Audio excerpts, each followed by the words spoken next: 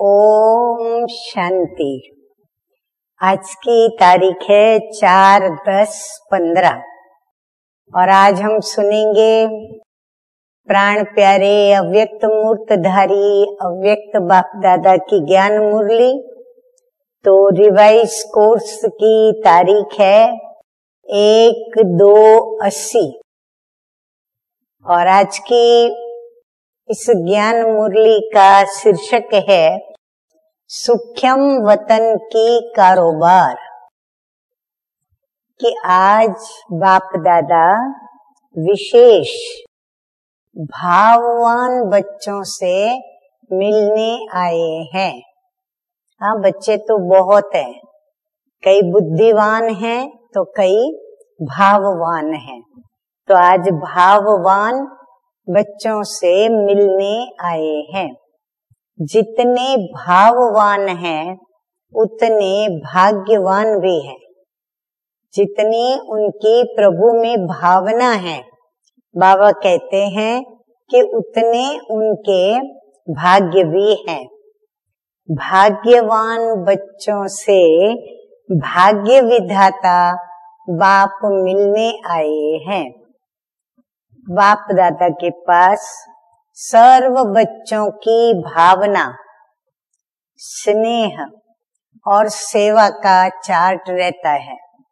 जैसे पुरानी दुनिया के मार्शल्स के पास अपने एरिया और सेना का चार्ट व नक्शा रहता है, वैसे बाप के पास भी हर सेवा स्थान और सेवाधारियों का चार्ट व नक्शा है। जिस चार्ट द्वारा हर एक स्थान और सेवाधारियों के हर समय के सेवा की विधि और पुरुषार्थ की गति दोनों ही एक स्थान पर बैठे हुए बाप दादा देखते रहते हैं। जैसे मार्शल्स भी क्या करते हैं, सारा दिन उनका ध्यान नक्शे पर होता है। उसी प्रकार बाबा भी हम बच्चों का चार्ट लेकर के बैठे रहते हैं, जिसमें हमारी सेवा की विधि और फिर पुरुषार्थ की गति, स्व की सेवा, विश्व की सेवा। तो बाबा वो देखते हैं कि बच्चे पुरुषार्थ में सिर्फ स्व सेवा करते हैं या फिर विश्व सेवा भी साथ साथ करते हैं। तो पुरुषार्थ की गति, तो सेवा की विधि और पुरुषार्थ की गति दोनों ही एक ही स्थान पर बैठ देखते रहते हैं।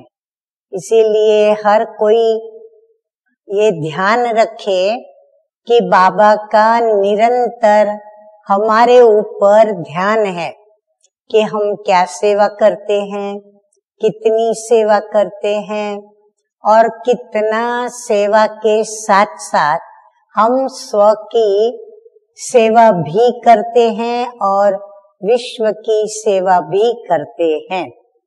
तो हर एक बच्चे की सारे दिन में कौन सी स्टेजिस रहती है, उसका स्पष्ट साक्षात्कार होता रहता है। फिर बाबा ये भी देखते हैं कि पुरुषार्थ में कौन सी स्टेज रहती है, तो उसका भी बाबा को स्पष्ट साक्षात्कार रहता है। सूक्ष्म वतन की सारी कारोबार किस पावर से चलती है? अब बाबा कहते हैं सूक्ष्म वतन में भी कारोबार चलती है। जैसे स्थूल वतन में स्थूल मनसा वाचा कर्मणा तीनों ही प्रकार की सेवा की कारोबार चलती है और पुरुषार्थ चलता है। ऐसे वतन में भी सारी कारोबार किस पावर से चलती है? जैसे यहाँ भिन्न भिन्न साधनों के द्वारा कारोबार चलती है।